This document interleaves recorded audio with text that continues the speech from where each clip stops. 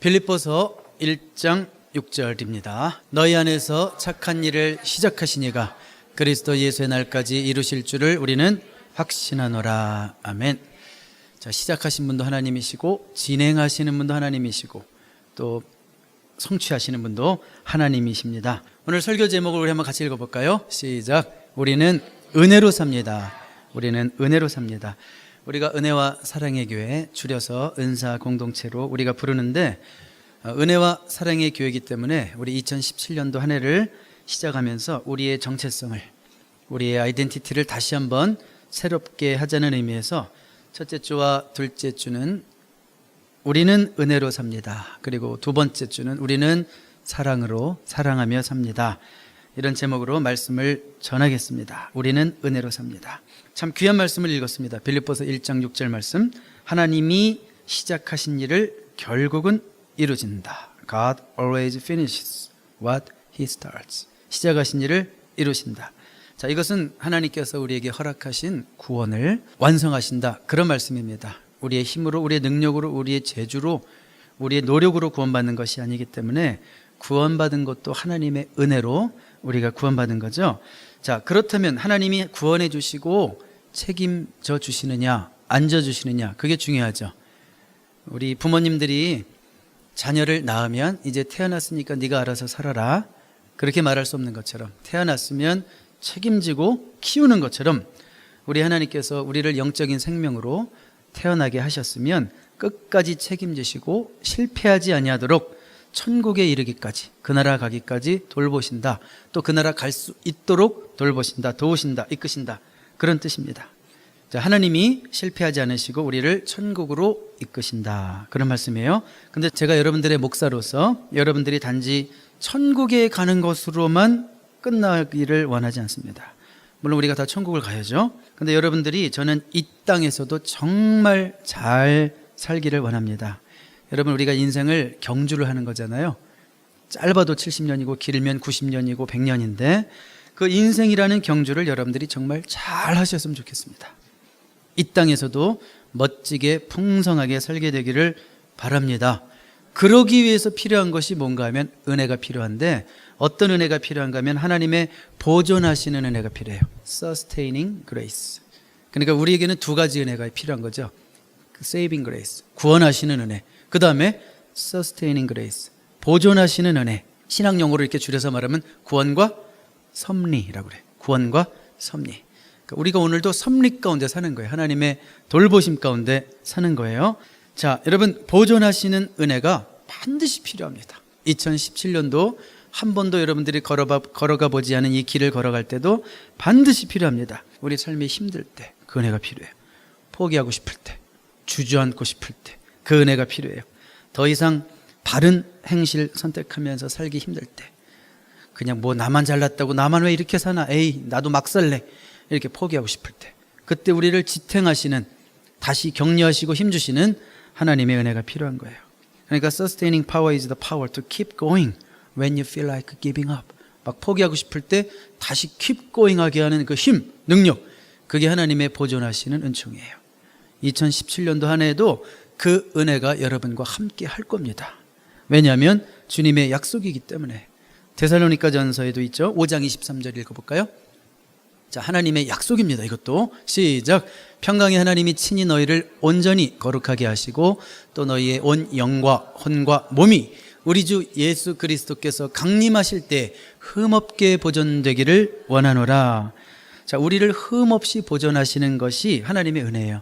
근데 우리의 영뿐만이 아니라 우리의 혼, 그 다음에 우리의 몸까지도 예수 그리스도 오실 때까지, 그러니까 우리 인생 끝날 때까지, 마지막까지 보존되기를 원하시는 게 하나님 마음이에요. 그러니까 하나님도 그런 소원을 가지고 우리를 그렇게 케어하신다, 그런 얘기입니다. 그런데 우리가 이제 또 한 해를 살아갈 때 여러분 많은 어떤 장애물들을 만날 겁니다. 우리 삶의 경주를 방해하는 이런 여러 가지 일들이 생길 거예요. 그것을 우리가 크게 두 가지로 나누면, 첫 번째는 시험이에요, 시험. 근데 유혹 같은 거, temptation. 두 번째는 너무 고단함이에요, 피곤함. 인생이 너무 힘들고 지친단 말이에요. 자, 바로 그때 하나님의 보존하시는 은총이 필요한 거예요. 주저앉지 않도록. 첫 번째로 우리가 시험 받을 때 하나님의 보존하시는 은혜가 필요한 거예요. 시험 받을 때, when we are tempted, 시험 받을 때 하나님의 은혜가 필요해요. 여러분, 예수를 믿는 순간 여러분들은 God's property, 하나님의 소유가 다 된 것입니다. 여러분 누구 거? 하나님 거. 그 옆에 있는 분 보고 자기 누구 거? 자기 거? 내 거? 이게 아니라 당신은 하나님 겁니다. 한번 이렇게 고백해봐요. 알려주세요. 당신은 바로 하나님 겁니다. 자, 우리는 더 이상 사탄의 소유가 아니고 하나님 거예요. 여러분들이 인식할 수도 있고 인식을 못할 수도 있지만 예수를 믿는 순간 뭐가 시작되냐면 영적 전쟁이 시작됩니다. 왜냐하면 소속이 틀려지니까 마귀가 싫어하는 거죠. 사탄이 싫어하는 거죠. 근데 여러분, 영적 전쟁이라는 게 뭐 항상 막 피 흘리고 치열하고 막 순교해야 되고 뭐 이러는 겁니까? 항상 그런 거 아니죠. 예수 믿으면 예수 믿는 자답게 살아야 되잖아요. 믿는 자다운 선택을 해야 하는 직면했을 때 믿는 자답게 살아야 하는 그 어떤 일들을 직면하게 됩니다. 그때 어떤 도덕적 선택의 순간들, 그게 바로 유혹이고 그게 시험이에요. 그 순간 바른 선택을 하면 영적 싸움에서 이긴 거예요. 그 순간 내가 잘못 선택하면 영적 싸움에서 진 거예요. 그러니까 영적 싸움이라는 게 그렇게 막 심각한 거 아니에요. 매 순간 하나님의 뜻대로 선택하면 이기는 거예요. 그렇죠? 그렇게 이기시는 한 해가 될 겁니다. 자, 우리가 시험을 받습니다. 살면서 여러분 반드시 시험을 받습니다. 그것은 문제가 아닙니다. 왜냐하면 예수님도 시험 받으셨죠. 문제는 뭔가 하면 우리가 시험을 받는 거 죄가 아닙니다. 그러나 시험에 굴복하면 안 된다는 거죠. 시험이 옵니다. 굴복하지 말라는 거예요. 시험이 어디로 오냐면 생각으로 와요. 처음에는 생각으로. 그럼 여러분들 좀 갈등할 때가 있어요. 왜 이렇게 나는 자꾸 예수 믿는데 왜 이렇게 나쁜 생각이 많이 들어올까? 왜 이렇게 자꾸 남을 미워하는 생각이 많이 들어올까? 왜 이렇게 분노하고 화나는 일이 자꾸 머릿속에 생길까? 왜 때로는 또 음란한 생각까지 막 하려고 할까? 막 이런 식으로 생각으로 시험을 받을 수 있어요. 그러면 여러분 마음속에 어떤 생각이 생기냐면, 야, 내가 이런 생각이 드는 거 보니까 나는 진짜 신자도 아닌가? 나는 구원받은 백성도 아닌가? 이런 식으로 오해할 수 있어요. 그렇지 않습니다. 여러분, 우리 안에, 우리 머릿속에 그냥 불쑥불쑥 들어오는 생각들 우리가 통제할 수 없어요. 여러분, 목사도 마찬가지고 신앙생활 오래 하신 분들도 마찬가지예요. 순간순간 막 나쁜 생각들, 약한 생각들, 부정적인 생각들, 절망적인 생각들이 막 쑥쑥 지나가는데 우리가 그걸 못 오게 막을 수는 없어요. 그렇지만 우리가 할 수 있는 건 뭐냐면 그런 나쁜 생각들을 아예 그냥 데리고 사는 건 우리가 통제할 수 있어요. 그것을 완전히 우리 안에 그냥 데리고 나쁜 생각을 키우는 거, 그건 우리가 안 할 수 있어요. 우리가 조절할 수 있단 말이에요.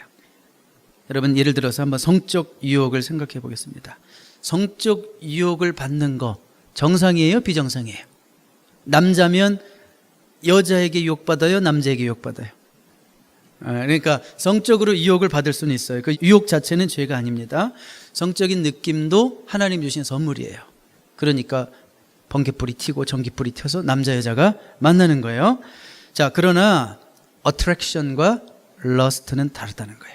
끌리는 거는 하나님이 우리에게 주신 기본적인 본능이고 성향이고 필요한 거죠. 그렇지만 lust, 정욕은 틀린 거예요. 예를 들어서 제 아내가 TV 드라마를 보다가 멋진 젊은 배우를 보고 이야 잘생겼다, 이 정도는 생겨야지 막 이런 말을 한단 말이에요. 그러면 제가 옆에서 할 말이 없죠. 자, 여러분, 이 잘생겼다라고 말한 거 이거 정욕이에요? 그건 정욕이 아니라 하나님이 잘 만드신 작품에 대한 탄성이라고 그러는 거예요. 참 하나님이 잘도 빚으셨다. 제 아내가 TV를 보고 그 젊은 배우가 잘생겼다고 말하는 것까지는 내 아내가 정상적인 여자구나, 그렇게 판단할 수 있어요. 그런데 한 번 본 것으로 끝나지 않고 자면서도 침대에 저랑 누웠지만 저를 안 쳐다보고 머릿속으로 그 젊은이만 자꾸 생각하고 바람 피는 것을 상상하고 이런 뭐예요? 그게 바로 정욕의 죄에 빠지는 거죠. 그러니까 어트랙션은 괜찮은 거예요. 우리 인간은 다 어트랙션, 끌리게 돼 있어요. 매력 있는 여자에게, 매력 있는 남자에게 끌리게 돼 있단 말이에요. 그런데 그것을 우리 안에서 키우고 죄로 발전시키면 안 된다, 그런 말씀을 드리는 거예요. 자, 그러니까 시험 받는 거 그럴 수 있습니다. 그렇지만 시험에 굴복하지 말아야 되는 거예요. 근데 우리가 어떻게 시험에 굴복하지 않을 수 있어요? 우리 힘만으로 할 수 있어요? 우리 힘만으로 안 될 때가 있어요. 그래서 예수님이 제자들에게 기도를 가르치면서 그 대목을 꼭 추가하신 거예요. 우리를 시험에 들게 하지 마옵시며 이렇게 기도해라. 우리를 시험에 들게 하지 마옵시며 Lead us not into temptation 이렇게 기도하라고 말씀하셨어요. 왜냐하면 시험 받을 때 하나님의 sustaining grace 우리를 보존하시고 이끌어 가시는 은혜가 없으면 우리가 시험을 감당을 못해요. 시험에 다 뚝뚝뚝 막 넘어지고 쓰러지고 우수수 다 정말 날아갑니다. 그러니까 우리 2017년도 한 해에도 그 기도를 반드시 드려야 돼요. 시험 받을 때도 우리를 시험에 들지 말게 하옵시고 그리고 빌립보서 1장 6절 말씀을 항상 기억하면서 한 해를 사십시오. 내 안에서 착한 일을 시작하신 이가 온전히 이루실 것이다. 또한 데살로니가전서 5장의 약속처럼 평강의 하나님이 그리스도 예수의 날까지 우리를 보존하신다고 약속하셨어. 그 말씀을 붙들고 이기셔야 돼요. 내 힘으로 이길 수 없으니까. 자, 그래서 우리 첫 번째 뭐예요? 시험을 당할 때 보존하시는 하나님의 은혜가 필요하다 이런 말씀을 드리는 것입니다. 근데 때로는 우리가 살다 보면 그럴 때가 있어요. 하나님, 웬만한 시험은 제가 이기겠는데 정말 이 시험은 제가 감당을 못하겠습니다. 주님, 뭔가 잘못된 것 같습니다. 나 이 시험은 정말 견딜 수가 없습니다. 그럼 어떡하죠? 고린도전서 10장 13절 한번 읽어볼까요? 우리는 이 약속을 또 붙드는 거예요. 시작. 사람이 감당할 시험 밖에는 너희가 당한 것이 없나니 오직 하나님은 미쁘사 너희가 감당하지 못할 시험 당함을 허락하지 아니하시고 시험 당할 즈음에 또한 피할 길을 내사 너희로 능히 감당하게 하시느니라. 아멘. 여러분, 우리 시험 옵니다. 어려움 옵니다. 그것이 템테이션일 수도 있지만 인생의 트라이얼일 수도 있어요. 트라이얼. 우리를 단련하는 시험들이 옵니다. 그런데 작은 시험 와야 하나요? 옵니다. 큰 시험 와야 하나요? 옵니다. 그런데 어떤 시험이 와도 감당 못할 시험 하나님의 자녀라면 와야 하나요? 안 온다는 거죠. 그런데 하나님 저 감당 못해요 이렇게 말하는 것은 거짓을 말하고 있는 거예요. 왜요? 하나님의 말씀이 틀렸어요? 내가 틀렸어요? 그럴 땐 내가 틀린 거죠. 하나님이 감당하게 하신다고 했으면 감당할 수 있는 거예요. 우린 핑계 대면 안 돼요. 하나님이 감당할 힘을 주셔서 감당하게 하신다 그 얘기예요. 우리 어려운 시험이 있을 때마다 이 말씀 기억하시고 하나님이 보존하신다. 하나님이 벗어나게 하신다. 이 시험도 이기게 하신다. 그 믿음으로 승리하는 한 해가 되시기를 주님의 이름으로 축복합니다. 자, 두 번째로 언제 하나님의 보존하시는 은혜가 필요하냐면 우리 인생이 너무 힘들 때, 지칠 때, 무너질 때 We need God's sustaining grace when we are tired. 너무 힘들 때 하나님의 은혜가 필요해요. 여러분, 인생 사는 게 너무 고달플 수 있습니다. 고달프지만 행복한 게 인생 같아요. 그렇죠? 이제 한 나이를 50쯤 살면 지천명 하늘의 뜻을 깨달아서 아, 인생이 그런 거구나. 제가 수요일날 지지난주에도 말씀드렸지만 왜 인생이 힘들지 않아야 한다고 생각하십니까? 그 러시아의 어떤 한 시인의 시를 박신양이 인용하면서 제 친구가 인용했다는 얘기를 여러분들에게 말씀드렸는데, 자, 여러분, 인생 자체가, 삶 자체가 정말 고달퍼요. 부모님이 된다는 거 힘들죠? 부양가족이 늘을수록 힘들고 아이들이 점점 커가면서 돈들 일이 많아지고 나이가 한 50쯤 되면 스트레스가 제일 많대요. 평균적으로. 왜냐하면 위로는 부모, 노부모, 아래로는 막 자라나는 아이들, 막 들어갈 일들이 많다 이거예요. 부모만 힘든 게 아니에요. 자식들 힘들어요. 우리 아이들이 요즘 이제 나이가 들더니 책임감을 느끼더라고요. 그래서 무슨 부모님 생일 때마다 뭐 명절 때마다 일마다 엄마 무슨 선물을 해야 되나. 엄마는 항상 얘기를 하거든요. 저는 얘기를 안 하니까 선물 잘 안 해요, 저한테는. 근데 엄마는 자꾸 ask 하니까 아, 성경 말씀이 맞구나. ask and you will be given. 구하라 그러면 주실 것이요. 이게 맞구나. 엄마는 자꾸 얘기하니까 애들이 부담감을 느껴요. 그래서 아, 자식 노릇하는 것도 쉽지가 않구나. 인생이 만만치가 않은 거예요. 요즘 아이들이요, 이제 우리 교회가 이사를 하려고 하니까 어떤 부담까지 가지고 있는지 알아요? 우리도 한몫해야 할 텐데. 어른 중에 뭐 누구는 이거 했다고 그러고 누구는 이거 했다고 그러고 또 앞으로 교회 뭐 필요한 것들 이거 헌금한다고 그러는데 우리도 해야지. 그러면서 제가요, 아침에 기쁜 소식을 들었어요. 아이들이, EMI들이 힘을 합쳐가지고 우리가 액수는 제가 밝히지 않겠어요. 큰 거 하나 합시다. 이러면서 서로가 막 계획을 하고 있대요. 아름다운 소식들이죠. 그러니까 그 힘든 일도 감당하는 모습들이 참 아름답지만, 자, 인생 자체가 힘들다는 거예요. 특히나 예수 믿으면 더 힘들어져요. 왜 그럴까요? 믿지 않는 세상 속에서 믿는 자답게 살아내려니까 힘든 거예요. 그렇죠? 신자는 이 세상 가운데 살지만 세상에 속하지 않는, 예수님 말씀처럼 그러니까 쉬운 길 뻔히 보여도 성도라면 저렇게 살면 안 되고 주님이 우리에게 원하시는 길로 가야 되니까 힘든 거예요. 그리고 신자의 삶을 항상 불신자들이 보고 있어요. 어떻게 사나 보자, 뭐 욕할 거 없나 보자, 맨날 이러고 있어요. 그러니까 신자로 산다는 것 자체가 힘듭니다. 만약 여러분들이 직장 생활을 하는데 생각해 봐요. 이 그들에게 본을 보여야 할 텐데 내가 참 믿는 자답게 살아야 되는데 동료들이 막 더러운 쪼크로 막 또 음담패설 하고 있어요. 그러면 여러분들은 거기 끼기 싫은 거예요. 내 입이 더러워지면 영도 더러워질까 봐. 근데 자꾸 안 끼면 뭐예요? 내가 왕따가 돼요, 왕따가. 그러니까 힘든 거죠. 작은 예를 들었지만 예수 믿는 자답게 열심히 살아내려니까 인생이 너무 피곤해. 너무 피곤해. 그러면 어떤 생각이 드냐면 포기하고 싶은 생각이 들어요. 나만 바르게 산다고 세상이 바뀌나 뭐. 그냥 나만 손해보며 살면 뭐 누가 알아주나? 여러분 이런 생각 들 수 있어요. 그때 우리 주님이 주시는 약속의 말씀을 또 붙들어야 돼요. 갈라디아서 6장 9절 우리 한번 같이 읽습니다. 시작. 우리가 선을 행하되 낙심하지 말지니 포기하지 아니하면 때가 이름에 거두리라. 여러분 우리가 정말 믿는 자답게 사는 일이 과연 열매가 있을까? 우리 하나님의 약속을 붙들어야죠. 때가 이름에 거두리라. 우리 하나님이 이것은 다 우리의 일거수일투족을 카운트하고 계시다는 거예요. 그래서 때가 되면 너가 참 나를 기쁘게 하는 삶을 살았구나, 너가 정말 예수 믿는 자다운 삶을 살아냈구나, 어느 순간 그냥 본물 터지시 하나님의 축복이 임할 줄로 믿습니다. 그런 말씀이잖아요. 때가 이름에 in due time. 하나님은 참 이상하죠. 바로바로 안 주셔요, 우리가 하는 것만큼. 그렇지만 카운트는 하신다 이거예요. 결코 잊어버림이 없다 이거예요. 우리가 하나님께 여러분들이 드린 시간과 그 기도의 헌신 모든 것들이 베푼 사랑들이 다 카운트가 돼요.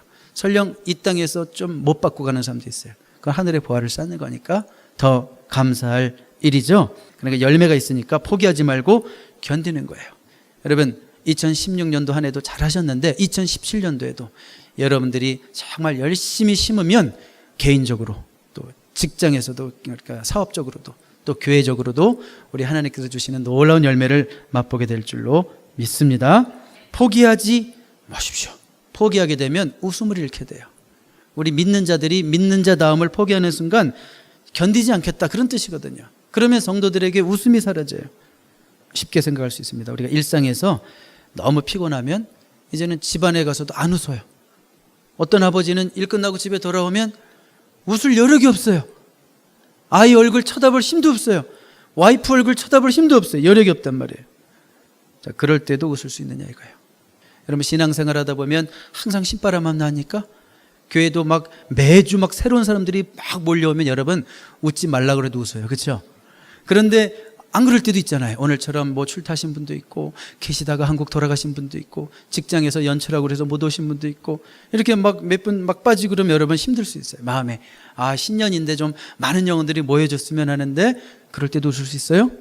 그럴 때도 웃을 수 있어요. 왜요? 우리는 때가 이름에 거두리라 그런 믿음이 있으니까 믿음을 가지고 웃어야 되는 거예요.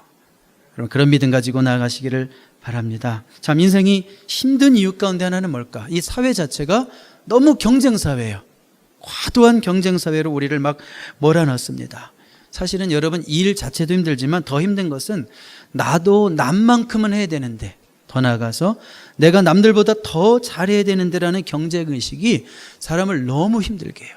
여러분 우리에게는 하나님이 우리에게 주신 자리가 있고 부르심의 자리가 있어요. 로마서에도 그렇고 고린도전서에도 그렇고 우리가 부르심 받은 대로 자기 자리를 지키면 되는 건데 그냥 남이 이만큼 하면 나도 저만큼 해야 되고 남이 이만큼 하면 나도 이만큼보다 더 해야 되고 이런 과도한 경쟁적인 분위기 때문에 힘든 거예요. 자꾸 하나님은 나는 너를 너로 생각하는데 왜 너는 자꾸 쟤와 비교하면서 너 자신이 위축이 되느냐. 하나님은 그렇게 말씀하시는데 우리는 자꾸 외모를 비교하고 재산을 비교하고 타고 다니는 차를 비교하고 지금 이 순간도 얼굴을 보면서 왜 나보다 피부가 좋은 거야? 막 비교를 하고 이러면 인생이 이런 비교의식 속에서 피곤해지는 거예요.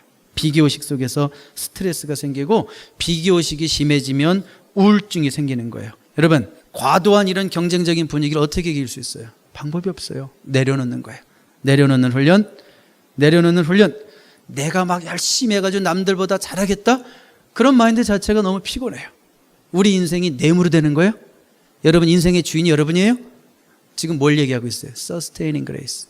하나님의 보존하시는 은혜 때문에 우리가 사는 거잖아요. 하나님 2017년도도 내 힘으로 사는 거 아닙니다. 하나님 어떻게 감당해요? 3명도 있는데 4명을 어떻게 감당해요? 내 힘으로 하나? 누가 하시는 거예요? 하나님이 하신다 생각하면 나는 내가 할 일만 하게 돼요. 그냥 맡겨주신 일만 하고 감사합니다 하다 보니까 하나님의 그 보존하시는 은총 때문에 감당하게 되는 거예요.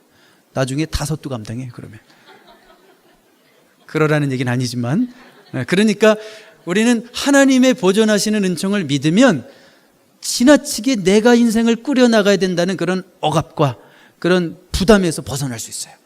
그래도 내 위치가 이 정도인데 이만큼 해야 되고, 또 내 나이가 이 정도인데 이만큼 해야 되고, 또 막 이런 식으로 생각하지 말라는 거예요. 그냥 하나님이 나에게 주신 믿음의 분량과 나를 부르신 그 자리에서 내가 할 수 있는 것을 한다, 그런 생각하면 되는 거예요. 경쟁적인 분위기를 버리시고 하나님이 여러분을 여러분답게 쓰심을 믿으시기 바랍니다. 어제 송구영신 예배 때 드린 말씀 가운데 뭐예요? Each one has his role. her role이 있어요. to do. 내가 해야 될 롤이 있다는 거예요. 그것만 잘하면 되는 거예요. 제사장들은 북문에서 여기까지, 그 다음에 누구는 여기까지, 누구는 여기까지, 드고아 사람들은 여기까지, 또 기본에서 온 사람들은 여기서 여기까지 자기 역할만 잘하면 되는 거예요. 어떤 사람은 이만큼 했지만 어떤 사람은 요만큼 했어요. 그렇지만 하나님 보시기에는 다 똑같이 귀한 거예요. 여러분, 인생이 힘들 때 우리가 내려놓는 훈련을 계속 해야 되는 겁니다. 사실은 인생이 힘든 이유 가운데 하나는 성도들은 교회 와서도 힘들 수 있습니다. 영적 책임, responsibilities in ministry, 영적 책임도 우리를 힘들게 할 수 있습니다. 이번에 우리 가족이었던 그 강원재 한재 집사님이 다녀가셨죠. 강원재 한재 집사님이 그러시더라고요. 샌디에고에서 제일 큰 교회로 지금 섬기고 있는데, 그 목사님이 그러시더래요. 그 연말에, 여러분 내년에는 성도 1인당 한 가지 사역은 꼭 맡아주십시오 그러더래요. 그러니까 2가지도 아니고 3가지도 아니고 한 가지는 꼭 해주십시오. 교회 출석 말고 플러스 뭐든지 한 가지만 꼭 해주십시오. 그런데 작은 교회는 그게 돼야 안 돼요. 한 가지만 해서 될 일이 아니에요. 예를 들어볼까요? 김영규 집사님 앞에 계시니까 하는 얘기예요. 앞에 계시니까 한 가지만 해요? 몇 가지예요? 일단 찬양팀으로 봉사했죠. 그 다음에 재정부에서 봉사하고 있죠. 그리고 찬양팀도 주일만 해요? 수요일도 하죠. 그리고 또 하는 일이 뭐 있어요? 교회 무슨 일만 터지면 우리 남자분들 공사할 때 또 항상 껴 계시죠. 그러니까 벌써 4가지잖아요. 그러니까 개척교회, 작은 교회들은 일당 몇 가지를 감당해야 돼요. 자, 그러니까 영적 책임이 너무 많아지다 보면 우리 사람이에요. 근데 내가 이렇게 막 열심히 한다고 그래서 또 옆에서 역시 우리 교회는 김영규 집사님이 계셔야 돼, 이런 얘기를 항상 하진 않거든요. 네, 한 달에 한 번은 하지만 항상 하진 않아요. 그냥 무심코 쳐다보고 의뢰 당연히 하는 거겠지. 너무 당연시 생각하는 게 우리를 힘들게 하는 건데, 사실은 그걸 정말 고마워해주고 감사해주고 격려의 말을 해주면 남자들은 6살이기 때문에 격려 한마디만 들어도 막 힘이 나고, 당신 근육 멋있다, 그 얘기 한마디 들으면 지하실에 가서 몰래 아령하고 막 이러는 게 남자들이기 때문에 그 격려가 필요한데 그런 격려를 항상 듣는 게 아니거든요. 자, 그러니까 이런 영적 책임들이 우리를 지치게 할 수 있단 말이에요. 여러분, 성경에 보면 모세라는 인물을 생각해 봅니다. 참 모세는 성경에 나오는 인물 가운데 영적 책임이 가장 컸던 사람 같아요. 모세에게 맡겨진 사람들이 몇 명이었을까요? 자그마치 250만 명이었어요. 말 잘 듣는 성도들이 아니라 입만 열면 불평이에요. 근데 뭐가 없어 맨날 없다고 그래요. 맨날 없다고 그러고 맨날 싫대, 또 너도 싫어. 그런 영적 스피리추얼 베이비들을 250만을 키워야 되는데, 또 얼마나 하나님께 막 심판을 받고 죽어가는지 매일 60번의 장례식을 했어야 됐대요. 모세가 나중에는 10부장을 세우고 50부장을 세우기도 했지만 처음에는 그 사역을 혼자 다 했어요. 어떻게 그 일을 감당했을까? 그 영적 책임이라는 게 얼마나 컸을까? 여러분, 모세의 승리의 비결이 있습니다. 신명기 34장 10절 볼까요? 시작. 그 후에는 이스라엘의 모세와 같은 선지자가 일어나지 못하였느니 모세는 여호와께서 대면하여 아시던 자요. 거기 비밀이 있는 거예요. 모세는 하나님과 페이스 투 페이스 교제를 했다는 거죠. 하나님을 대면한다는 게 무슨 얘기예요? 하나님께 기도한다는 것이고, 하나님 앞에서 운다는 얘기고, 하나님께 도움을 간구함으로 sustaining grace를 지속적으로 얻는 거죠. 지속적으로 지치는 인생이기 때문에 지속적으로 주시는 하나님의 은혜가 필요한데, 모세는 늘 하나님과 대면하며 살았기 때문에 그 엄청난 인생의 짐을 감당할 수 있었어요. 저는 식구 얘기를 이제 그만해야 되는데, 저는 아버지를 가끔 생각해요. 우리 아버지는 자녀만 해도 10명이잖아요 10명. 제가 몇 주 전에도 말씀드렸죠. 10명을 다 대학원 이상 보내야 됐고, 그중에 4명을 유학까지 보냈잖아요. 그러니까 인간적으로 생각하면 어떻게 한 분이 그렇게 많은 영혼들의 그 많은 걸 책임질 수 있을까, 식구들을. 그래서 사실은 그 인생의 짐이 얼마나 무거웠을까를 생각해봐요. 지금 제가 이제 나이가 좀 들어가니까, 철이 들어가니까. 그런데 역시 그 힘은 뭘까? 아침마다 부르짖는 기도예요. 그러니까 아버지는 항상 저랑은 좀 틀려요. 저는 좀 얌전한 스타일인데, 아버지는 막 부르짖는 기도를 하고, 이 등골에 땀이 나기 전까지는 기도를 멈추지 않아요. 이 등에 땀이 쫙 달려서, 그러면 그날 밤에 막 그 얼마나 뭐 교회 일뿐만이 아니라 식구들 일, 뭐 이런 일 저런 일로 막 힘들다가도 아침에 그냥 부르짖고 등골에 땀이 쭉 나는 기도를 하고 나면 일어나면서 아유 개운하다 할렐루야 이러면서 얼굴 표정이 확 바뀌고, 이런 일들을 많이 봤어요. 뭐예요? 인생에 많은 짐들, 사역의 짐들이 올 때 어떻게 이길 수 있어요? 주님을 대면함으로 이기는 거예요. 여러분, 2017년도에 시험이 오고 어려움이 오고 짐이 오고 또 사역의 어려움이 오고 또 신앙생활 하다 보면 좋은 일만 있어요? 괜히 그냥 듣기 싫은 얘기도 가끔 들을 수도 있고, 그 다 짐이라며요. 어떻게 이길 거예요? 주님을 대면함으로 이기시는 여러분 되시기를 주님의 이름으로 축복합니다. 말씀을 정리하겠습니다. 제가 또 한 살을 먹어버렸습니다. 여러분도 마찬가지이기 때문에 억울하진 않습니다. 그런데 한 살 또 한 살을 먹을수록 드릴 때마다 부를 때마다 느낌이 달라지는 찬송이 있어요. 찬송가 543장인데 세월 지나갈수록 as time goes by, 세월 지나갈수록 의지할 것뿐일세. 무슨 일을 만나도 아무 일을 당해도 예수 의지합니다.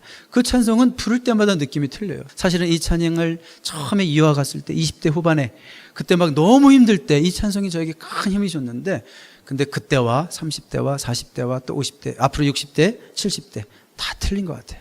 세월이 갈수록 여러분 뭡니까? 점점 더 주님을 의지해야 될 일이 많아지고 주님을 의지해야 되는 어떤 농도가 진해지는 것 같아요. 솔직히 말씀드리면 40 전까지는 힘으로 해도 돼, 힘으로. 교회 일도 우리는 그런 건 없지만 그냥 내 에너지로, 뭐 주님 의지 안 해도, 왜냐면 내가 너무 힘이 많거든요, 막. 그래서 어떤 목사님들 보면 40 전에는 자기 힘으로 막 소리를 질러요. 저는 제 힘이 아니라 성령님이 주시는 힘으로 소리를 지르는 거예요. 막 자기 힘으로 소리를 지르고 자기 에너지로 다 해요. 근데 뭔가 열심히 하는 것 같은데 좀 이상해요. 왜요? 성령님의 파워가 나타나서 그러죠. 근데 나이가 들으면 들을수록 내 힘이 아니라 내 힘이 빠지니까 어쩔 수 없이 주님을 의지하게 돼요. 그러니까 오히려 약할 때 강함 주시는 그 능력으로 사역할 수 있는 거예요. 이렇게 성도는 이렇듯 은혜로 사는 자들입니다. 그리스도 예수의 날까지 함께 하실 하나님께서 2017년도에도 Sustaining Grace, 보존하시는 은혜, 겨우 서바이벌이 아니라 보존은 축복의 개념이 담겨 있는 거예요. 보존하시는 그 은혜로 우리와 함께 하실 것을 믿습니다. 우리 옆 사람에게 이렇게 인사하겠습니다. 우리는 은혜로 삽니다. 우리는 은혜로 삽니다. 우리는 은혜로 삽니다. 2017년도도 정말 은혜로 승리하는 여러분 되시기를 축복합니다.